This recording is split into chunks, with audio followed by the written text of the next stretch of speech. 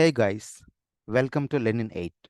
So in this video, we are going to discuss a Java program to generate the pattern using a loop. So what is the expected output is? So here the numbers from 1 to 10 should be printed in line number 1, and then 11 to 20 in second line, and so on, 91 to 100 in the last line. If you observe this output clearly, so 1 followed by comma, then 2 followed by comma, but at last after 10, is there any comma here? No. Similarly, in the second line as well, 11 after comma, 12 after comma, but after 20, there shouldn't be any comma. Then in the similar way, 91 comma, then 92 comma, but after 100, there is no comma. So that is our expected output. Let us understand how do we generate this. So here, generally, if we get this question in any interview, so we tend to approach in a way, whereas we'll be writing the logic for printing 1 to 9 first, then with appending with comma, but at the last number we'll be writing the condition for 10, then next line 20, like that. But that's not the correct way here. So here, to print this 1 2 3 4 till 9, do we need to check any condition? No, we don't need to check any condition.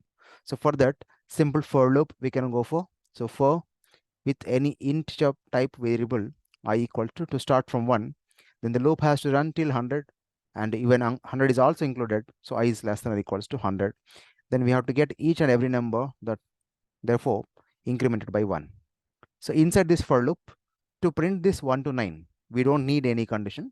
So for that, without any condition means I'm using else block for that. So else, inside this else block, we can use a print statement. So it's a print or println. So one after two in the same line only. That's why it is not println, it's print.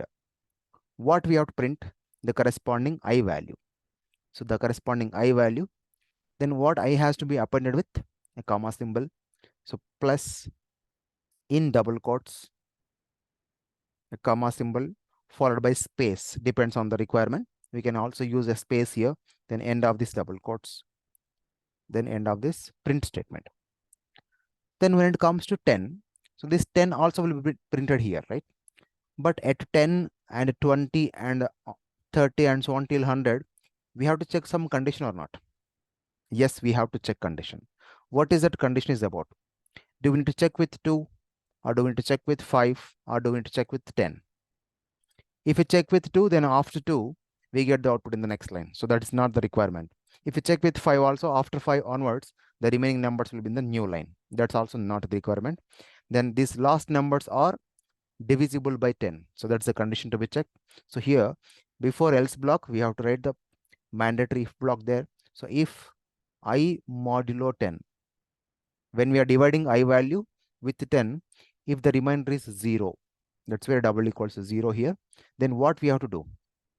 After printing 10, the correct I value, then the cursor has to move to the new line. That means, so here I'm writing system.out.println here. It's not print, println, print the corresponding I value. That's all. So this is the simplest logic to generate the expected output as. So 1 comma 2 comma and so on, 10 after no comma, then the next output in the new line, like this. It's same for 91, 92 and so on, after 100 no comma. I hope you understood. We will execute the same thing to Eclipse. To execute the same program, I'm back to Eclipse, and here I have taken a package, and just for more clarity, again I'm typing what's the question is required here. Then I have taken a class name called pattern, and inside this with main method. So the only thing which is required is a for loop. So for int some I value has to start from 1. For better visibility, I'm using extra spaces. It's not mandatory. Then I has to run till 100. When 100 is also included, that's why less than or equals to. Next followed by each element, that is I plus plus. So inside this for loop, so first condition. So first we have to write the condition. We should not write the else part without any condition, right? So first if, what is the condition? I, when you divide with 10, if the remainder is 0, that means that that's our last part.